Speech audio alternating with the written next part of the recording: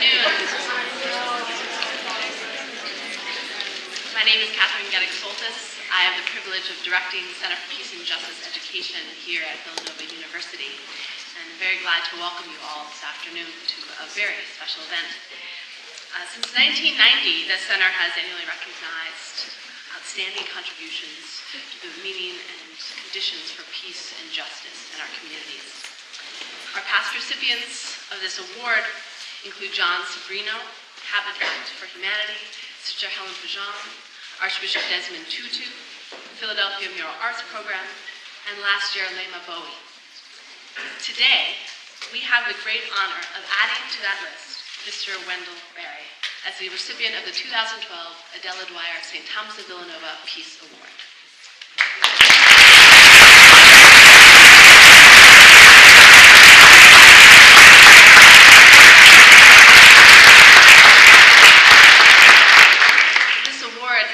Possible by a generous gift from the late Adela Dwyer.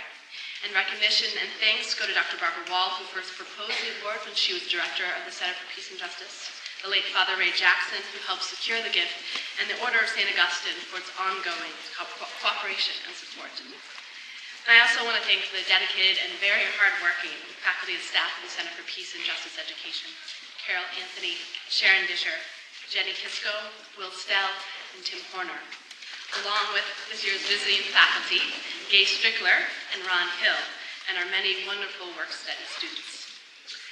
Our sincere gratitude goes as well to the departments and programs that have co-sponsored this year's event: English, Humanities, Geography and the Environment, Honors, Ethics, Graduate Liberal Studies, and the Office for Student Development. We thank you all as well for being here today, those of you from Villanova and those from the surrounding community. For many, many years, it has been the hope of the Center and others at Villanova to welcome Mr. Wendell Berry to this campus and to give him this award. So we are so grateful that this occasion has finally arrived. Mr. Berry has generously agreed to share some of his work and then answer questions from the audience. And here's where to pay attention. As a show of our Villanova hospitality, I ask that you all remain seated, remain here, until the event formally concludes at the end of the question and answer. This will be precious time and conversation. I want your help to honor it in that way. Among the many people who have been eager to welcome Mr. Berry to this campus is my colleague, Will Stell, Associate Director of Campus Ministries, Center for Service and Social Justice, and a resident member of our Peace and Justice staff.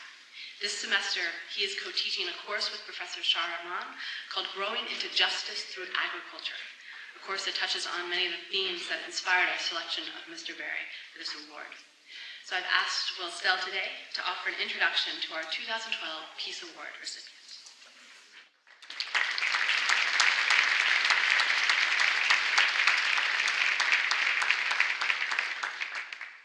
I had the slight advantage yesterday of greeting Mr. Berry and asking him if he had any preferences for an introduction, and he quite humbly and simply said, "Just don't be too kind to me. I don't want them to be disappointed." Described as a farmer, author, professor, poet, conservationist, citizen, and activist, our honoree was born into a fifth-generation farming family in Henry, Kentucky in 1934. After spending his early years growing up on this family farm, he left home to seek a bachelor's degree and later a master's degree in English at the University of Kentucky. In 1957, he completed his master's degree and married his lifelong companion, Tanya. Our honoree has also taught at Stanford University, Georgetown College, New York University, the University of Cincinnati, Bucknell University, and finally his alma mater, the University of Kentucky. In 1965, our honoree moved to a 125-acre hillside farm he purchased in Port Royal, Kentucky, near his family and the banks of the Kentucky River. He has farmed, resided, and written there to this present day.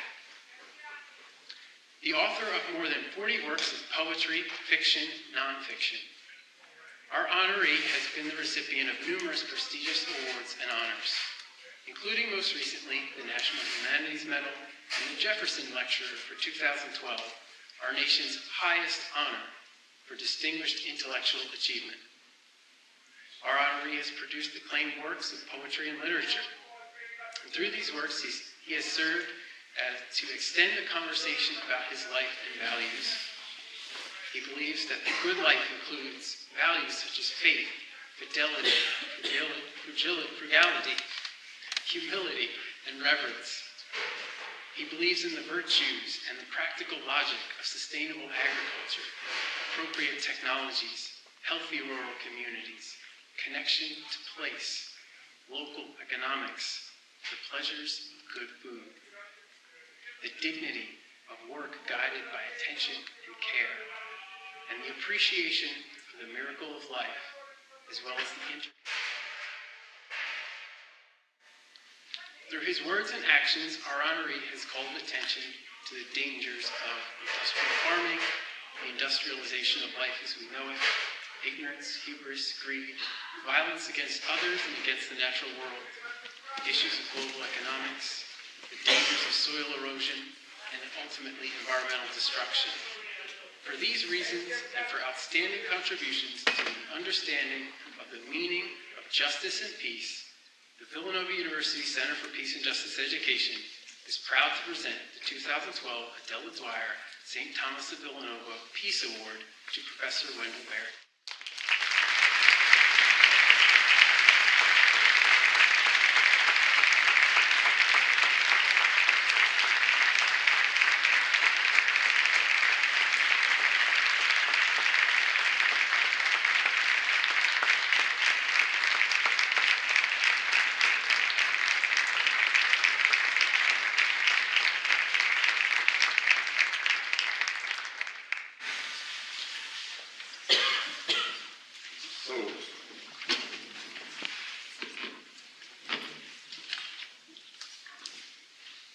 Well, thank you very much. To be the recipient of a Peace Award,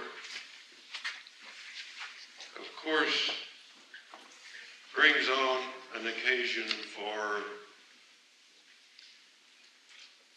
thinking of all the reasons you don't deserve it.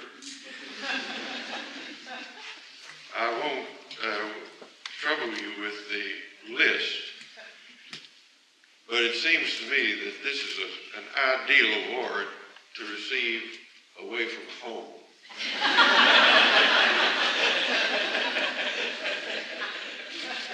So I thank you accordingly for not bringing this to Port Royal. But I do take this subject of peace seriously. And I know that it becomes every day more a practical necessity and less a mere virtue, something we've got to have, we've got to learn to do. So today, I'm not going to speak directly. Actually, I'm going to read two things that are not directly concerned with the issue of peace, but that are involved.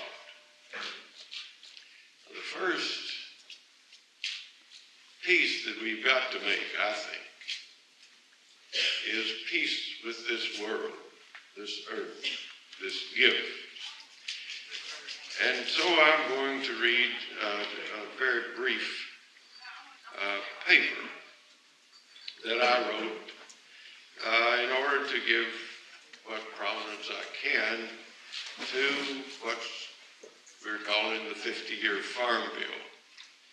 And this will be explained in the course of the little paper. And then I'm going to read a brief story about war. And maybe we'll come up with something to the point. This is the little piece. The uplands of my home country in north-central Kentucky are sloping and easily eroded, dependent for safekeeping upon year-round cover of perennial plants. Its best agricultural use is for the production of grazing animals, most of the land in pastures and hay fields, and perhaps 5 to 10% plowed and row cropped in any year. This was the practice of the best farmers of that country 50 or 60 years ago. The land husbandry there, as elsewhere, has been in decline since the end of World War II, as agriculture has become more and more industrial, and more of the farming people have taken urban jobs or moved away. But recently, and almost suddenly, as ethanol production has driven up the price of grain, our fragile uplands have been invaded by corn and soybeans. Whole farms with sloping fields that have been in grass as long as I can remember have been herbicided and planted to annual crops that, because of the drastic reduction of the number of farmers, will not be protected in winter by fall-sown cover crops.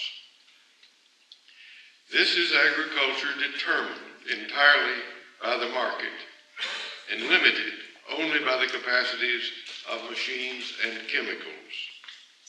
Its entirely predictable ruination is the result of degenerate science and the collapse of local farming cultures. Industrial agriculture characteristically proceeds by single solutions to single problems. If you want the most money from your land this year, grow the crops for which the market is highest. Though the ground is sloping, kill the standing vegetation and use a no-till planter. For weed control, plant an herbicide-resistant crop variety and use more herbicide. But even officially approved industrial technologies do not alter reality. The supposed soil saving of no-till farming applies to annual crops during the growing season, but the weather continues through the fall and winter and early spring. Rain continues, snow falls, the ground freezes and thaws. A dead sod or dead weeds or the dead residue of annual crops is not an adequate ground cover. If this usage continues year after year on sloping land, and especially following soybeans, the soil will erode. It will do so increasingly, and this will be erosion of ground already poisoned with herbicides and other chemicals. Moreover, even with the use of no-till and minimal-till technologies, an estimated half of the applied nitrogen fertilizer runs off into the Mississippi River and finally the dead zone in the Gulf of Mexico. Thus, an enormous economic loss to farmers becomes an enormous ecological loss as well. The industrial providers of single solutions assume that the agricultural structure of a country, a region, or a farm can be built piecemeal of disparate single parts, not necessarily or even probably fitting either the other parts or the farm or the local ecosystem, and yet ultimately resolving into a coherent, sensible, even a sustainable pattern by the disposition of the market. This, obviously, is nonsense. A good or a sustainable farm cannot be made in this way. Its parts, even its industrial parts, can be made coherent and lasting only in obedience to the natural laws that order and sustain the local forest or prairie ecosystem. This is not just an option, it is a necessity. By ignoring it, we have condemned our land to continuous waste and pollution, and our cultures of husbandry to extinction. To hope to correct the consequent disorder, which is both human and natural, we have to begin by recognizing the fundamental incompatibility between industrial systems and natural systems, machines and creatures. This recognition is not new.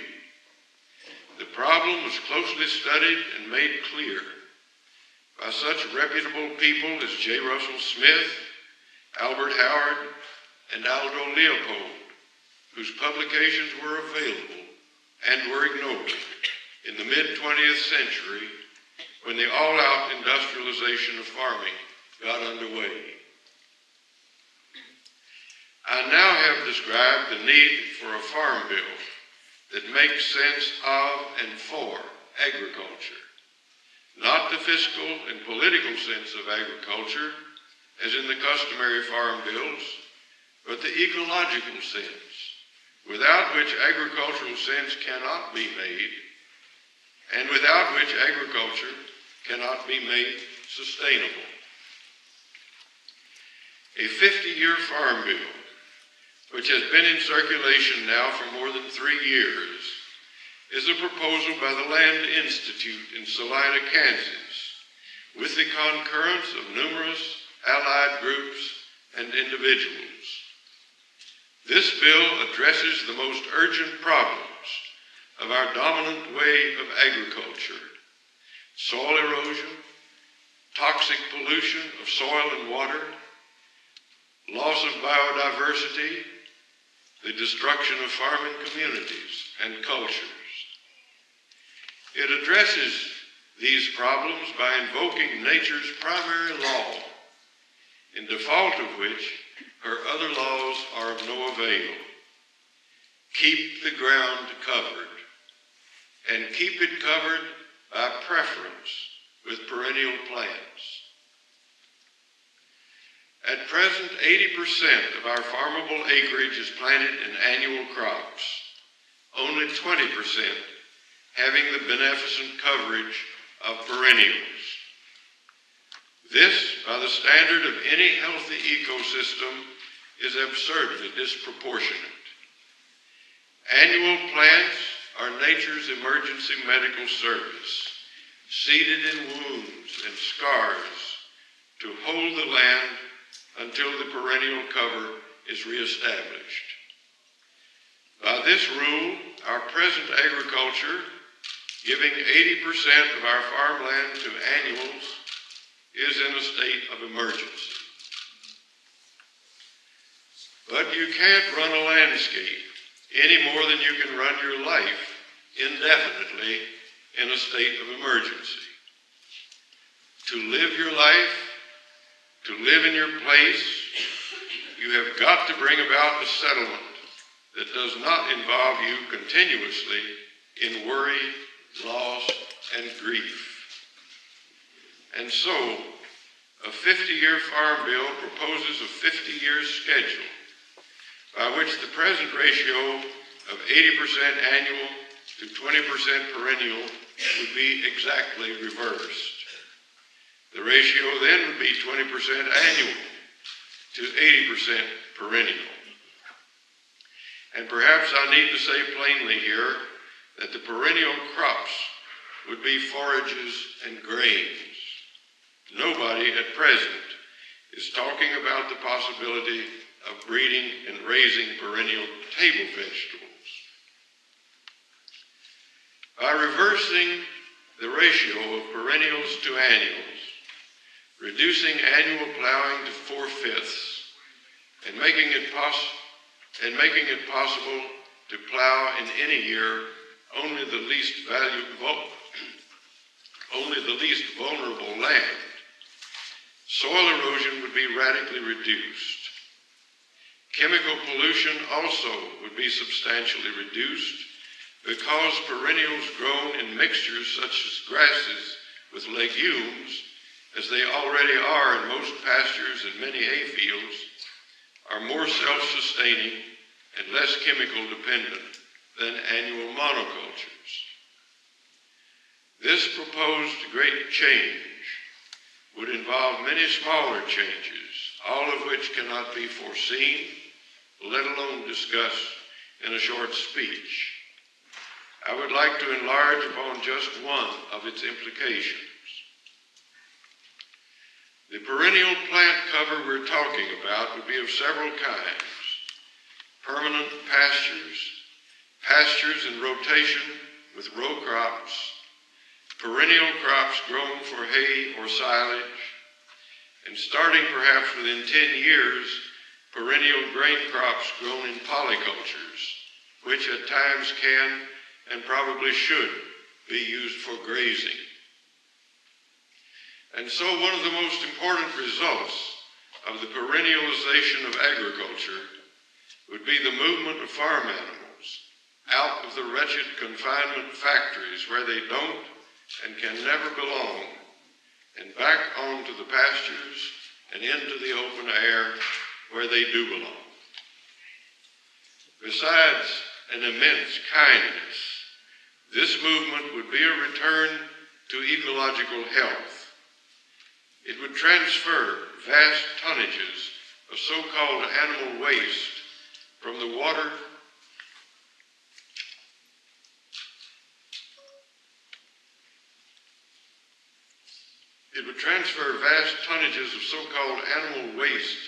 from the watercourses, where it is a pollutant, to our actual food-producing acreage, where it is an indispensable fertilizer. This, I hope, will also start us thinking again about the disposal of so-called human waste.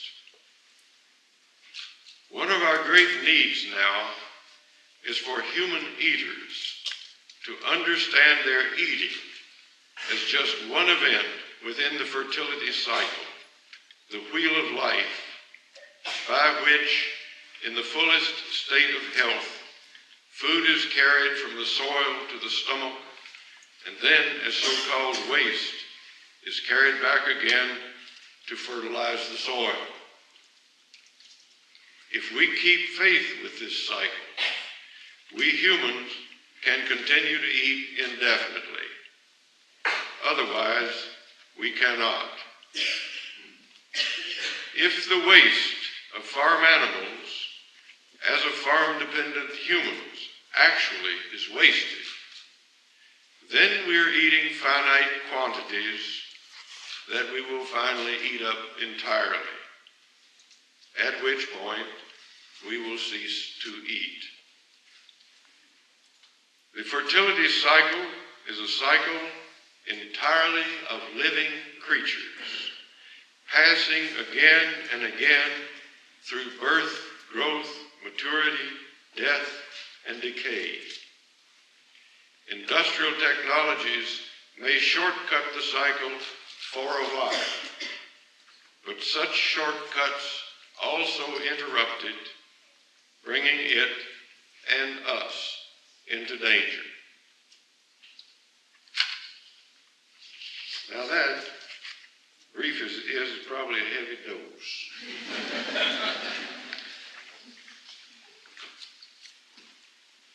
So after that, maybe you would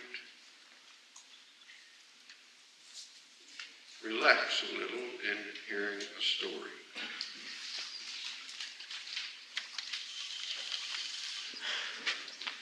I think I could make a transition here, but I'm not going to attempt it. This is a story called The Girl in the Window, and it's set in 1864 in a Kentucky small town.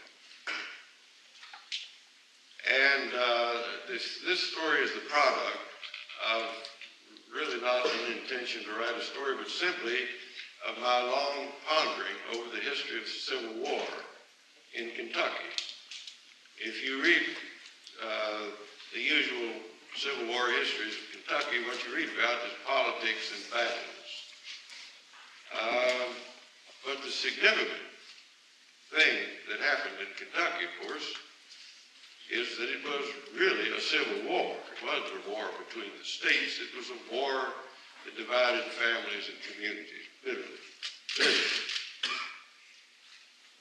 That Kentucky was occupied after Bragg's army moved south after the Battle of Perryville. Kentucky was occupied by the Federal Army, which behaved terribly, doing reprisal killings and jailing people, as in the story, who have shown signs of being unfavorable to the Union and jailing them without due process. The girl in the window. They might as well all have been the same bunch, though they weren't. Sometimes there would be enough gray uniforms or uniform pieces among them to permit them to be identified, perhaps, as rebels. Sometimes they would be more formally recognizable as Yankees because they would all be dressed in uniforms that would be blue. Sometimes because of their unlikeness to one another and to any living thing ever before seen in Port William, you couldn't tell who they were. Whoever they were, the town shut itself against them like a terrapin closing its shell.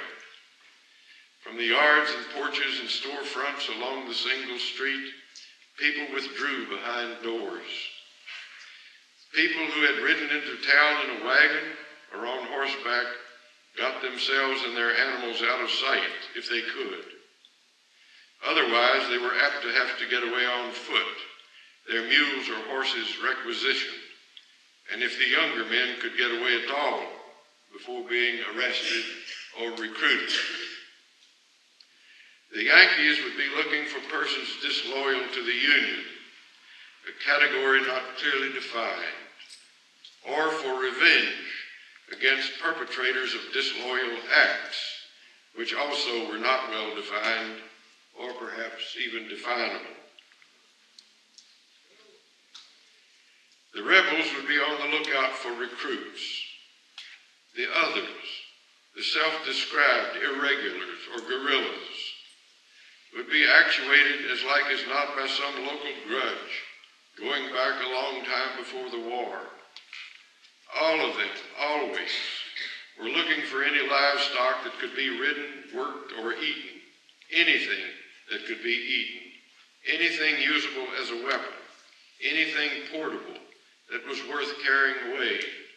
Any opportunity for amusing themselves by any of the cruelties available to those who had abjured seemingly forever the laws of kinship and friendship and neighborhood.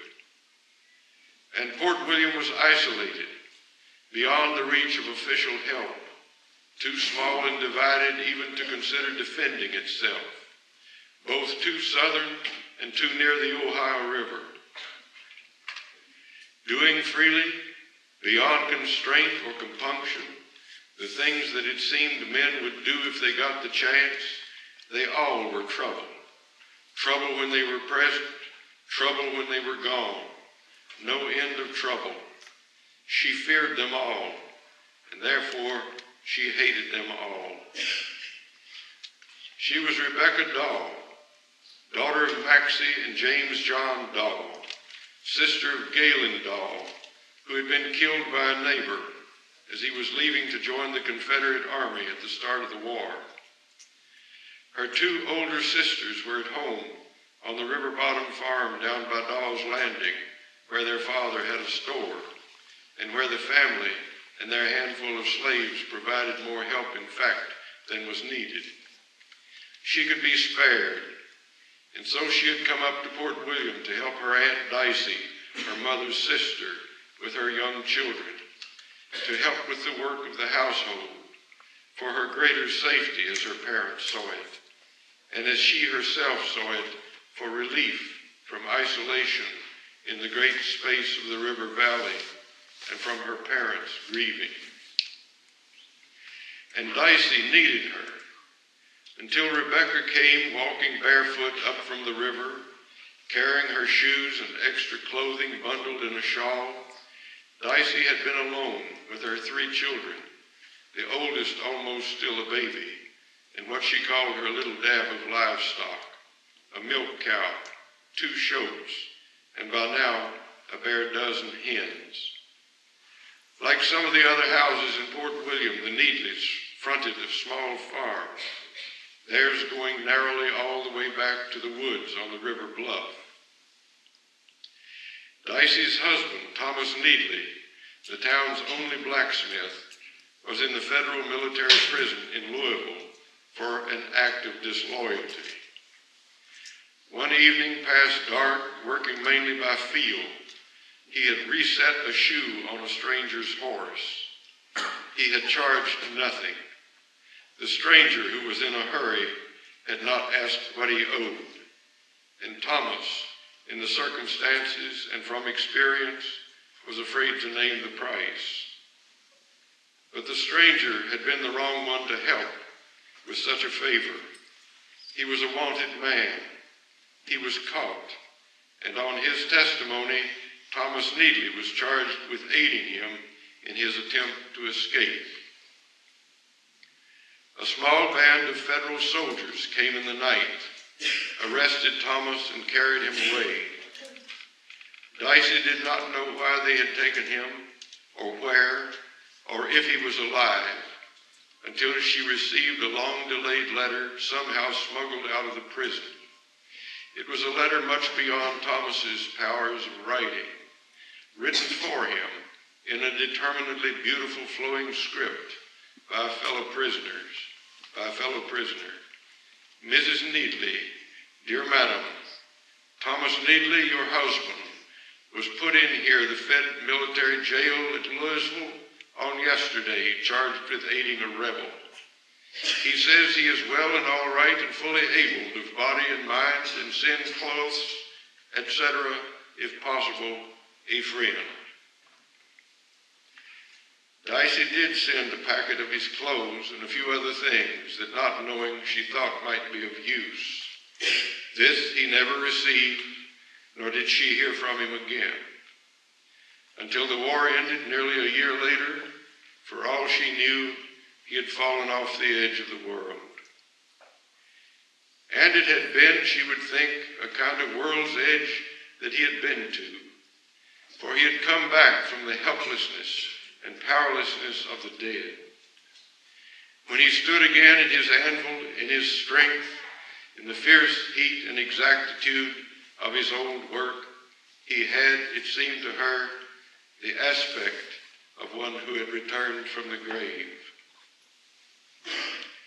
In Thomas's absence, lacking his offering to the community of his needed work and its return of money, the household had become oversimplified and poor.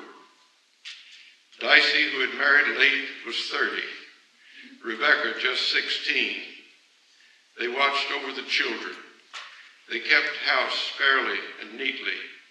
They gardened and foraged and traded for food, and accepted gratefully the food sent up to them from the Dahl household down in the river valley, always in small amounts as a precaution against theft, and because even at the Dahl's place, food was hardly abundant. The dab of livestock pertained to the 2 women and their household only conditionally. The 2 shoats, their ears notched, had been turned loose in the woods, and they were Dicey's own still, if they were not caught or shot by some band of soldiers or bushwhackers, and if ever she could get them penned and slaughtered when the time came. The chickens, too, easily stolen from the hen house, had been allowed to go half wild, roosting in trees and hiding their nests in the weeds or the barn at the mercy of predators. The cow they had saved from threats from theft or slaughter so far by confining her in the farthest pasture. Thomas had built in a corner next to the woods a pen of split rails and a small shed where some hay could be stored. To this pen, Rebecca carried the milk bucket every morning and every evening. the children following along. And then she carried home again enough milk to drink fresh and to keep them in cream and butter and clabber. The cow, said Dicey, who liked to say things well, is our luck and our luxury. This was late in the summer of 1864, and their luxuries were in fact lucky and rare. But they were living in what Rebecca was learning fast to recognize as the human condition, in which things are most clearly known by their opposites. She and the others were most touchingly and dearly living because Galen Daw and so many others were dead, because so many boys, even as young as Rebecca, had been killed in battle, cut down like weeds. They were most movingly, most consciously and thoughtfully free because Thomas and so many others were in prison. They ate with relish their frugal meals because of the lively possibility that even they, before the coming winter would be over, could be hungry. They were gathering in and preserving and putting away, even hiding, every surplus scrap of food. There would be stuff yet from the garden. In the fall, they would gather walnuts and hickory nuts from the woods. They might, with help, catch and slaughter the 2 hogs, but the prospect was neither bounteous nor certain. There were times when their thoughts were carried round and round by hope and fear, courage and resignation. Dicey said, "Lord, I reckon the poor human race has come to many such a fall as this one. We'll make it, maybe, if those creatures don't steal the food right out of our mouths." At the start of the war, she had been openly in sympathy with the Confederacy, like the rest of her family. By now, all the violent ones in their bunches she called, without distinction, creatures. It was a vital, reverberant word when she said it, for as she acknowledged with frank reluctance the belonging of all creatures to God, she pointedly refused to these the classification of human. Even at the height of her resentment and indignation, she did not curse them, but she made no distinction between them and the other creatures, supposedly, as she would say, lower, who conducted themselves in bunches. The state was occupied officially by the Union Army. She did not indulge herself by supposing that official occupation by the Confederate Army would have been better, or for that matter, different. Power, and for how long, was the power of the bunch. The bunches had been with them from the beginning. In the summer of 1861, a company of recruits of each side had drilled in Fort William on the same day, and by their taunting back and forth had come close to a shooting scrape right there in the road. It was almost history, Dicey said. It would have been known as the Battle of Fort William. If it had happened, it would have been as intimate an engagement almost as a family quarrel. No strangers would have been involved. Everybody in each company knew everybody in the other one. It would have been Fort William's own. The town and the countryside were divided most cruelly, for the division was not among strangers, but among neighbors and kinsfolk. That was why in the Fort William neighborhood, the violence peripheral to the official war was never entirely at rest. In addition to the almost routine recruiting or kidnapping, arresting and stealing, there were barn burnings and other acts of vandalism. Threats were shouted from the darkness or delivered openly to housewives standing in their doorways. And there were rumors, groundless as often as not, but grounded firmly nonetheless on experience.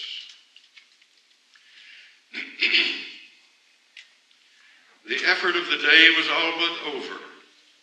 Though the sun was well up in the sky, Rebecca and the children had walked back to attend to the cow and walked home again with the milk, giving Dicey time to set the house to rights and have a little quiet. Rebecca then had come upstairs to her bedroom, for she loved the stillness of the ordered house at the day's end, and she too needed her quiet. The house, especially the upstairs rooms, was warm beyond comfort, but she sat still by the open front window for the touch of a breeze that was there, and looked out as she liked to do. In a while they would have a supper of milk and cold biscuits and other leftovers from dinner, and then she and Dicey would sit on the front porch in the gathering dusk while the children played in the yard. By full dark, all of them would be in bed. To save light, Dicey would say, meaning candles and lamp oil. The shadows of the house and the trees beside it had reached all the way across the road to the Feltner house, shut and quiet on the other side. And then the murmur of voices from down along the few storefronts of the town became briefly louder, and then ceased altogether. She heard the hoofbeats of one horse galloping away along one of the paths that led out from the town into the fields. A shiver passed over her, as shivers do when somebody has stepped on the place that will be your grave. She leaned in her chair to look, and saw coming down the hill from the schoolhouse toward the stores and the bank and the church in the town's middle, a little band of riders. They rode at a walk, looking around. When they came among the business places, now evidently shut and deserted, they stopped, bunching together, and then began riding erratically back and forth, leaning now and again from their saddles to test a latch or to pound a fist on a locked door. One of them fired a pistol into the air. They were well armed, with holstered pistols and long guns scabbarded or lying across the saddle bows. One of them had a sheathed saber dangling at his side. That the one had so reasonlessly fired his pistol suggested to Rebecca that they were there without purpose, looking merely for whatever they might find. But watching them was in fact like watching creatures of another species, a flock of blackbirds or a school of shad. Everything they had done seemed to her familiar and unsurprising, but she could not in the least anticipate what they would do next. It was this sense of their oddity, their utter strangeness, that made her afraid of them. Her fear was a palpable tremor inside her. But even though she was alone, she did not allow any visible sign that she was afraid. She stayed as she was, quietly watching. The breeze bore up to her window the warm smells of horse sweat and dust, and now and again the voices of the riders. She had no idea who they were. They clearly were not Yankees of the force of occupation, but there were several other possibilities. They could have been strayed rebels, or members of the so-called Home Guard, or irregulars, or bushwhackers, who could have been anybody with any cause or intention. In Port William, the war had a lot of sides. It was hard to tell how many or which was which. Worse, it was sometimes hard to tell who in Port William was on which side. This had made the town cautious, and as a result far less talkative than it had been before the war, and would come to be again years after it ended. During the war, Port William found it hard to keep to its old way of talking to itself about itself, as nearly everybody seemed to know There were great men at the top of the contending governments and armies who foresaw and even desired that eventually the war would have an official end. But at the bottom were men who did not care if it never ended. She would remember all her life the threatful or wanton or heartless things she saw during the years of the war, and in fact during many years following. Unofficial acts of violence, as surely permitted by the war as if they had been determined by policy. The war also had given her two visions of such acts, which she had not seen, but which she saw in her mind in such detail that she might as well have seen them with her eyes.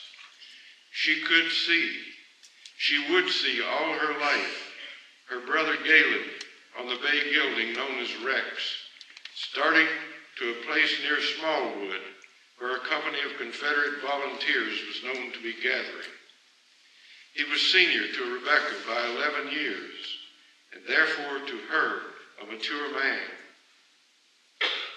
But in her vision of him, as she grew older, he became younger, until the day when, in her never-finished sorrow, the realization would come. He was just a boy. He sat well on his horse. He rode alone, and as she saw, as in her vision she increasingly understood, his face had a certain solemnity, as if the hesitance and effort of his decision now behind him, he felt himself a man fated to war, though not surely a man fated to be killed in that moment before he could breathe again. The family knew who did it, though there was no witness, no avowal, no evidence that was indisputable. And so the story she knew was not the story only of her brother, but in her vision he was alone, and when she heard the shot, it surprised her. Every time the vision returned to her in the night or in the daytime, when she sat alone, the shot surprised her, for she saw each time that Galen anticipated nothing, was aware perhaps of nothing but himself and his horse passing on their way. It seemed to her that Galen did not hear the shot. He fell at once and cleanly from the saddle, delivered out of time without even a suspicion of the cause. The ones who happened upon his body found the horse nearby, grazing along the roadside. The second vision was from the fall of 1863, more than 2 years after the first. Several slaves, 5 or 6 of them, both men and women, were cutting and shocking corn by moonlight out on the Bird's Branch Road, not far from the church. In her vision, she saw them plainly, working steadily along to the rhythm that their corn knives hacked into the rustling of the dry corn. They were singing. They were singing, freedom, oh freedom. That was all the song, but they sang it back and forth among themselves. Sometimes they would fall silent, and then the song continued unsung to the beat of the knives. And then a solitary voice would lift into the moonlight, oh freedom. And then they would all sing, freedom, oh freedom. A cry that was old and creaturely and human. Later she would imagine that there had rarely been a time, and in Fort William after slavery, perhaps never again a time, when the word freedom had been so understandingly sounded. As the singers sang, they worked. As they worked, the rows of standing corn slowly became fewer, and the rows of shocks increased. Over the striking of the knives, and the steady rustling of the corn, and the singing, the moonlight fell as if a greater silence were thus made visible. And Rebecca saw too, following the narrow road up the rise from the church, another of the little bands of hostile men that in those years crisscrossed the neighborhood, leaving it each time, it seemed to her, worse than it had been before. Just as they crisscrossed also her own mind, leaving it each time sadder and yet stronger and less to be fooled. There was no question who these were, for the people of Port William had come by various ways to know for certain. These were Confederate cavalry, 6 men and an officer. Their presence was perhaps accountable by some minor event or accident of the war, and yet to her own mind it was factual without being explainable. They simply were there, alien and unbelonging, as they had been wherever they had come from, as they would be wherever they would go, like all the others who had been displaced by the unaiming destiny of the bunch. As they came up along the corn rows and into the sound of the Negroes singing and understood it, that word rising as if by nature out of bondage, the officer abruptly spurred his horse, put him to the rock fence beside the road, and neatly cleared it. He rode in among the crew of workers. They were scattering, running like quail into the standing corn. Drawing his pistol, he shot the eldest of them, a slave man named Tucker, point blank in the side of the head. It was no wonder that her time to marry came late for a young woman of Port William. It came when she was 24, 7 years after the historical ending of the war. The nighttime reprisals of vengeful men, the unofficial violence set loose and still nominally justified by official violence, were still terrorizing the country. Her own repugnance and disdain persisted in those years of official peace. She would not be wedded. She could hardly bear to be looked at by the young men of her own place, every one of whom seemed to her to bear the taint of what she ever afterward called that awfulness. She married instead an Irish immigrant who, to escape the bunch violence that ruled his own land, had come to America, and hearing that a shoe cobbler was needed, finally to Port William. Though she was old enough in that summer of 1864 for a Port William girl to be married, the awfulness already had driven any thought of courtship or marriage from her mind. She had instead taken a defensive stand on the side merely of the helpless and the threatened. On their behalf, she distrusted all the creatures, the bunches, and the weapons. That was why she sat still in her fear and watched as the alien riders, in the absence or invisibility of the entire membership of the town, occupied and ruled over the empty road. And then, seeing nothing easily to be taken or enjoyed, they began to give the place up.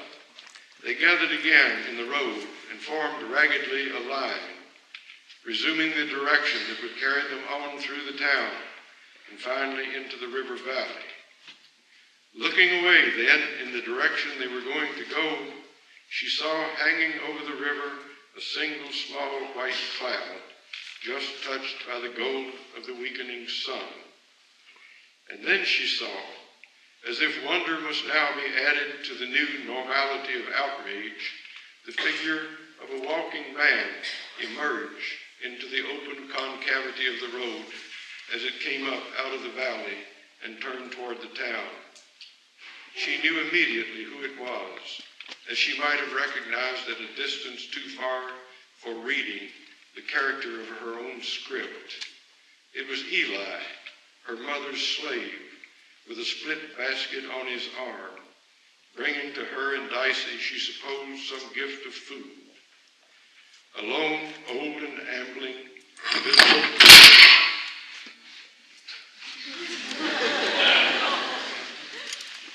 well, let's see. Can I be heard?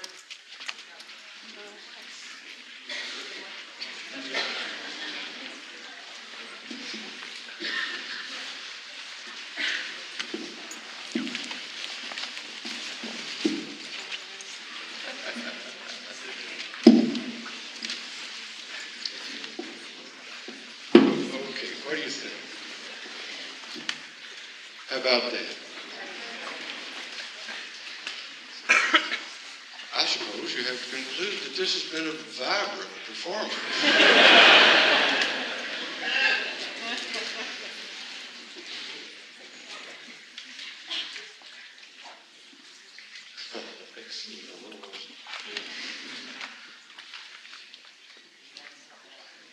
It was Eli, her mother's slave, with a split basket on his arm, bringing to her and Dicey, she supposed, some gift of food.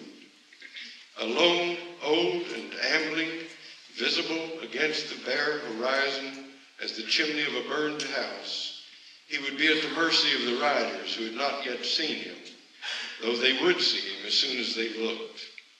They would surround him on their horses. They would point their guns at him for the pleasure of seeing him frightened. They would demand the basket, or worse. They could do worse.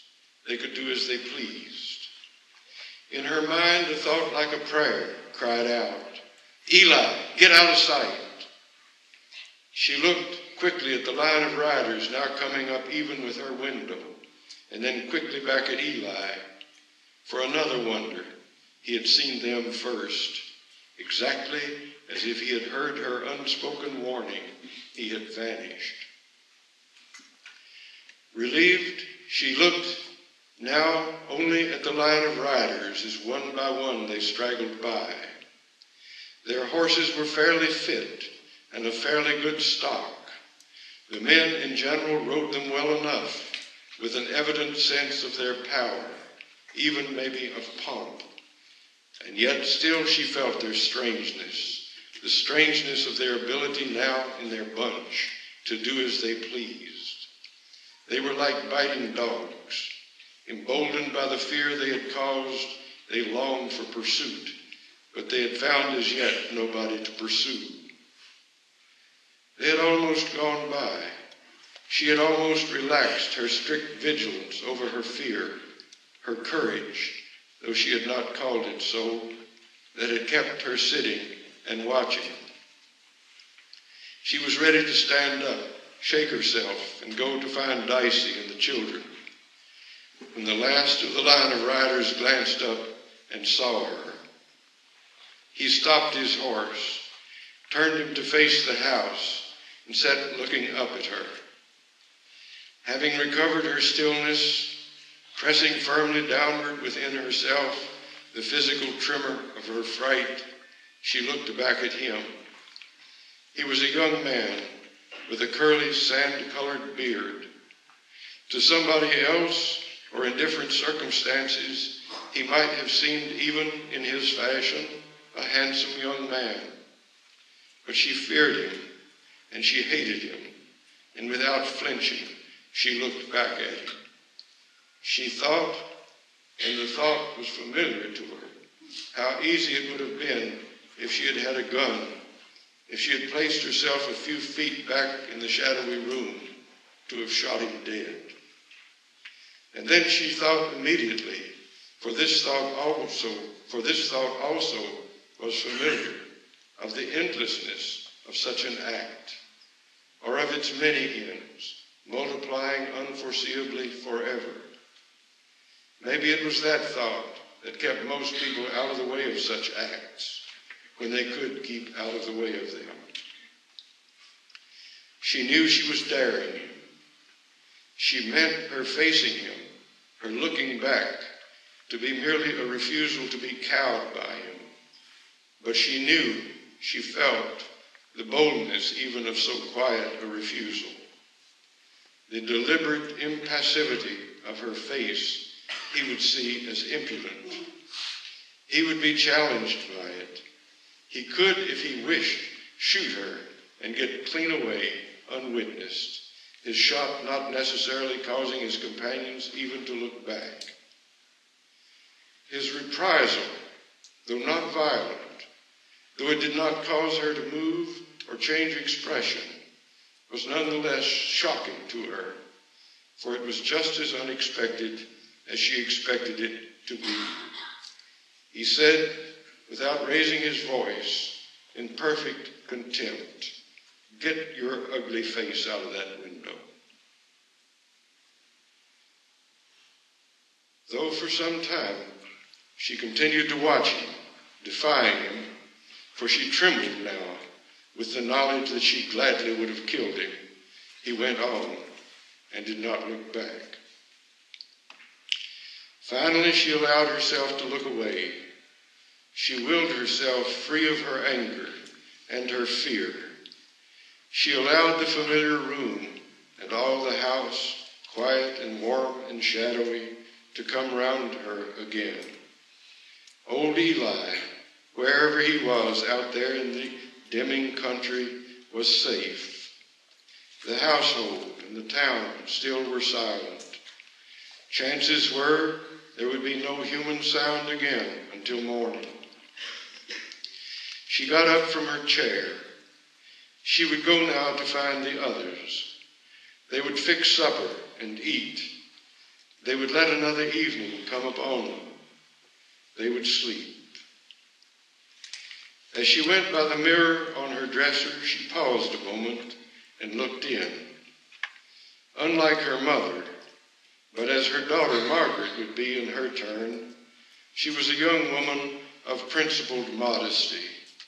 She would not have liked to catch herself thinking of herself as beautiful, though she was. But she did think, articulating the words deliberately as if saying them aloud. That is not an ugly face.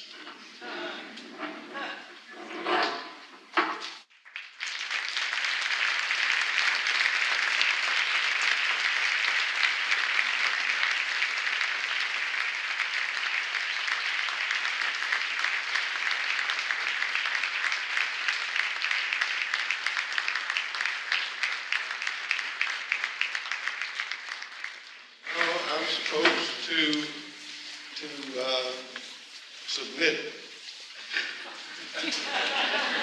to questions, not answer them. That's not in the contract.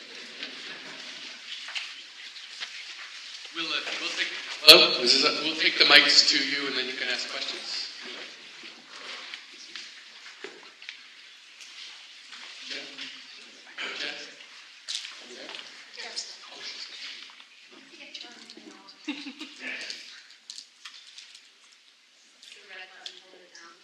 Hold the red button down. Oh, it's all right. I expected. Something always happens with the sound system. It never fails. You have a magnetic force that's disruptive to technology. Well, actually, it's because the temperature system requires the sound system. So this is. If we didn't have to be heated and air conditioned by remote device that whispers through ducts, we could probably hear each other without microphone. Hi, Mr. Berry. I appreciated the first thing that you read. Talk essay. loud. Okay, thank you for your first essay. I appreciate it a lot. It prompted me to look quickly online at your thoughts on genetically modified crops. And I couldn't find anything that you explicitly said about pro or against it. I was wondering if you could briefly... I'm sorry? Against which? Genetically modified crops. Oh, yeah, okay. Could you please comment on them just broadly, and specifically in the last decade or 2 decades, there's been interest in converting annuals to perennials.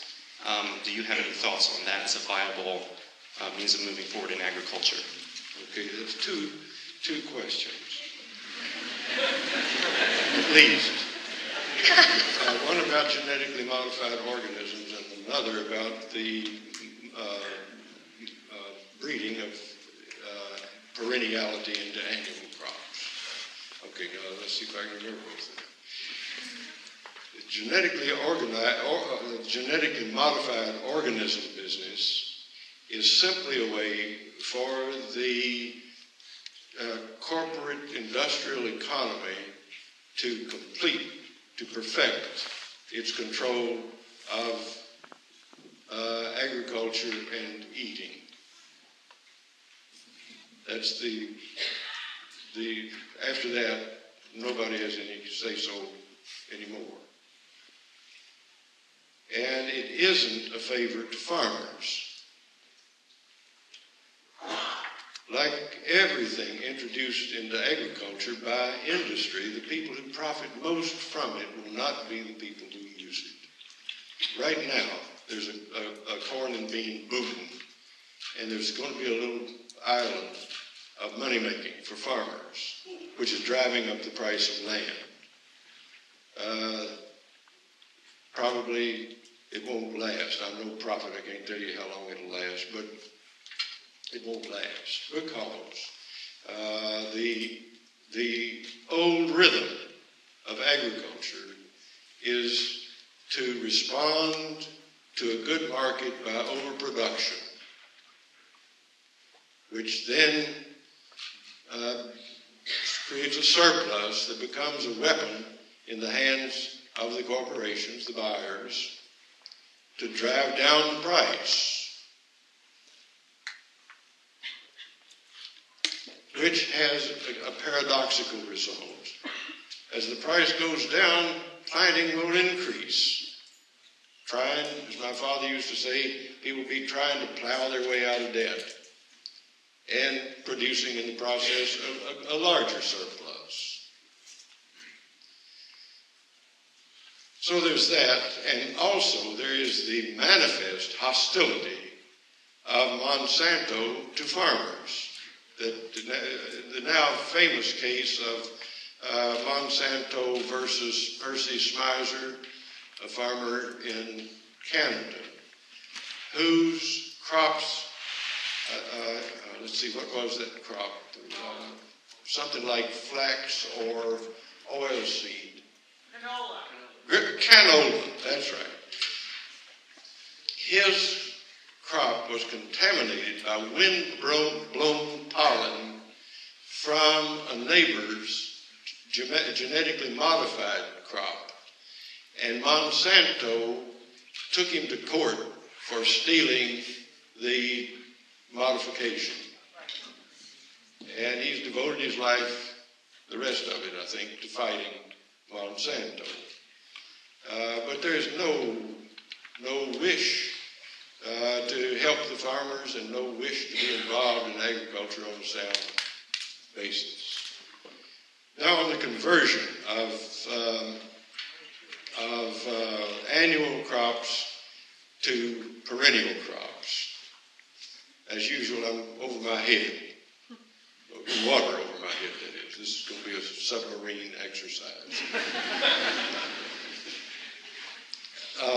That effort really was started by Wes Jackson at the Land Institute, who, you remember Sir Albert Howard in England said, if you want to know how to farm, look at the forest. And then he listed her laws: keep the land covered, be diverse, build up great reserves of fertility, build up humus, don't waste anything, don't waste the things that rot and perish and can then return to the soil, because a soil that's biologically alive takes these things in and enriches itself. But also, nature conserves the water by means of humus, deep roots, perennial roots in the soil. When Wes Jackson started his work, he was in Kansas, so the forest was kind of ruled out as a model. But Wes thought, and by the way, you hadn't read Howard. Wes thought there's something wrong with these great monocultures of wheat in Kansas. Too much soil erosion. But he said, if you want to find out what's the matter, you have to, so to speak, put one of those fields beside a native prairie. And then he began to try to invent a perennial agriculture that would invent, or that would imitate, the agriculture of the prairie. And this has involved a long effort of collecting native plants and breeding them, native annuals, breeding them for high seed production and for the ability to retain their seed, to be shatterproof, and so on. And I'm not equipped or qualified to tell you everything that's happening, but about 3 years ago, the first perennial grain-bearing plant sort of came into existence. They call it kernza. And I've seen patches of it. Recently saw some patches. There's a field of 20 or 30 acres growing now on a Kansas farmer's land. And for 2 or 3 years, we at our house and other friends of the Land Institute have been eating bread made with kernza flour, which is very flavorful and good to eat. But the idea is polyculture. That there would be, these things would be grown in mixtures with legumes and other plants that also would yield seed, but put fixed nitrogen in the soil and so on. So there is progress on that. There's significant progress that's been made on wheat by Steve Jones in Washington State, and work on upland rice in China. And word of success, good work is coming, news of good work is coming back everywhere. So this is a live possibility. It didn't bear well in Kansas this year because of the drought, but there was an immense survival of the plant and lots of grazing if anybody had cattle, you see. Now that was both, too. Yeah. Mr. Berry, could you discuss community-supported agriculture, the benefits to us, and some ideas you might have about it? I can't say much about it. Community-supported agriculture is an arrangement between a farmer, a vegetable grower usually, although some are beginning to include chickens, and down the road, I hope, pork and beef and those things. But the subscriber, the customer, pays up front a set amount, which then entitles her to a basket of produce every week. And we did this year with a couple of young neighbors because we first thought we weren't going to have much garden, and actually didn't have much, but we had more than we intended. This is an abundance of food that comes in this pasteboard box dependably every week. And what's interesting about it is that the consumer shares the same risks with the producer. If he doesn't have it, then the customer doesn't get it. And I said to a friend of mine who no longer does that, but did it for a while, was the first one who did it around our part of the country, and I said, and if you don't have anything, the customer still shares your fate. Well, he said, that's your ace, but you can't play it.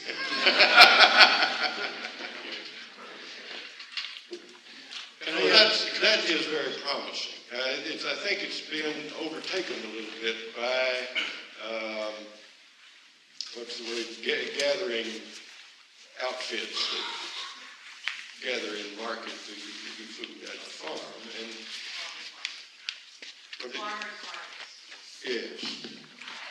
And of course, the thing about the community-supported farm is it takes somebody who likes to deal with the public.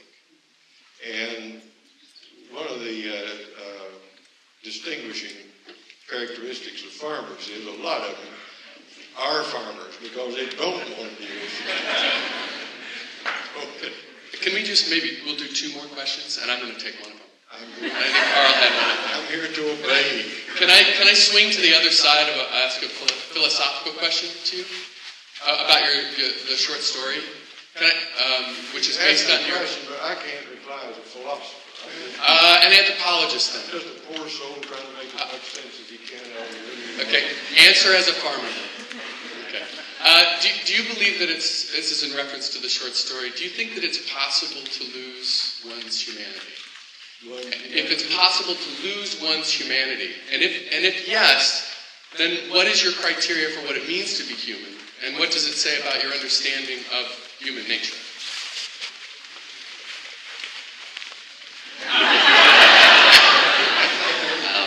Well, that is a question. It's a complicated one, and all I can do is sort of give you the little I understand of the geography, so to speak, of that issue.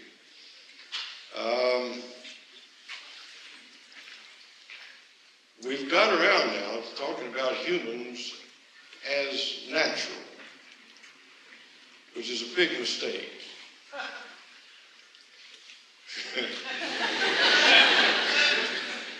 Because when you have a human who's purely natural, you don't have a human anymore. That naked ape business didn't lead us anywhere we needed to go. So yes, it's possible for humans to become inhuman, and the word for them has always been monsters. And I didn't get this from a philosopher, I got it from Shakespeare.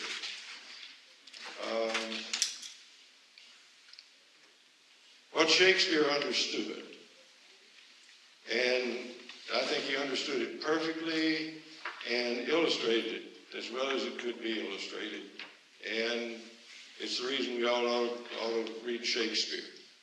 Shakespeare understood that people who decide to do a little evil in order to bring about a good result are really in serious trouble. Because, in the first place, it may not work. In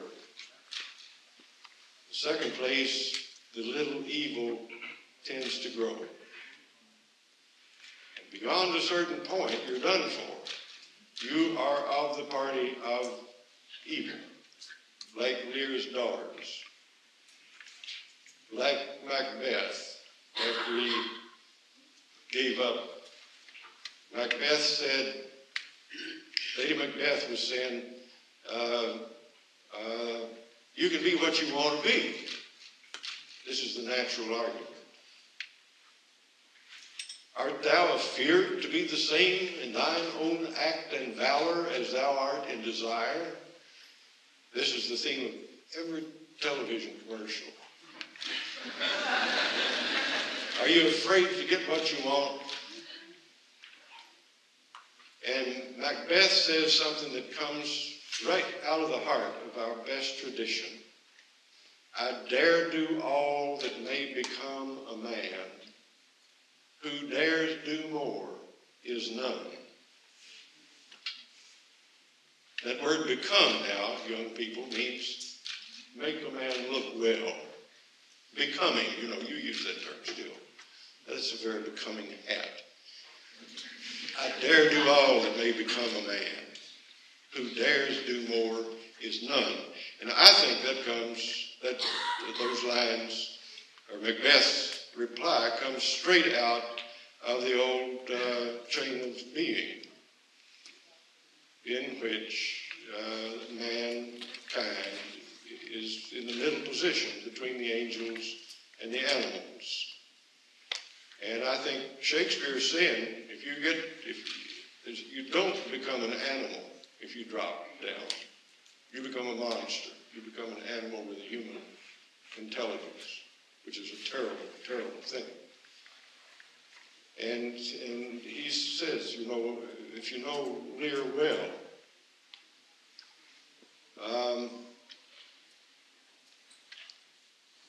there are people who get away from the party of evil. Albany first, he recognizes the monstrosity of his wife, gets away, becomes the party of good, becomes a good and faithful servant. That's the text of that play. The good and faithful servant is the theme.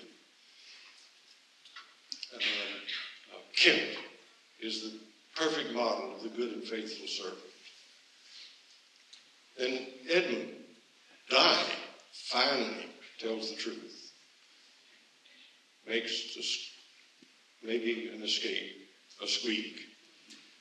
Close call, we made it. The daughters are done for. Nothing can be done for them. And the other one, the other son-in-law, I forgot his name. But anyway, that's as near as I could come to an answer. There's nature, and we have that. Then there's human nature, and that comes to us from up the scale. And the things that distinguish our human nature are compassion, mercy, justice, kindness, love, those things. But that's not philosophy, that's literature. Hi, Mr. Berry. Thank you for hanging out with us. I have two very easy questions. What's your favorite season and why? What's my favorite? Wait. Oh, I'm not done yet. What's your favorite season? Why? And what are your Thanksgiving plans? And what are you most especially thankful for this year? That many questions is that? It's like, 5.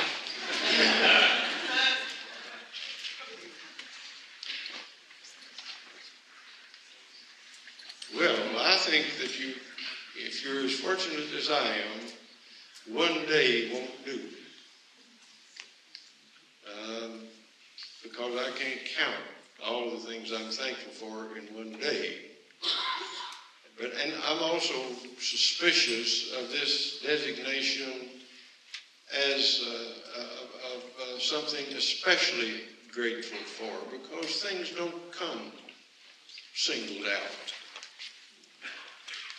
Things come connected to other things.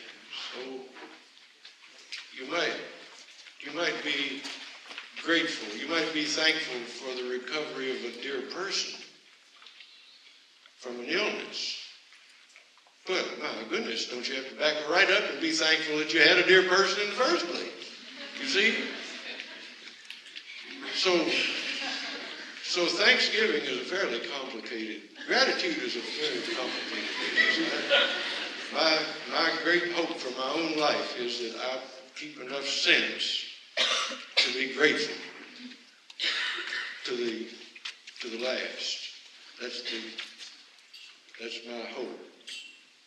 I feel a little anxious about it, but I believe that's it. I believe that's where it is.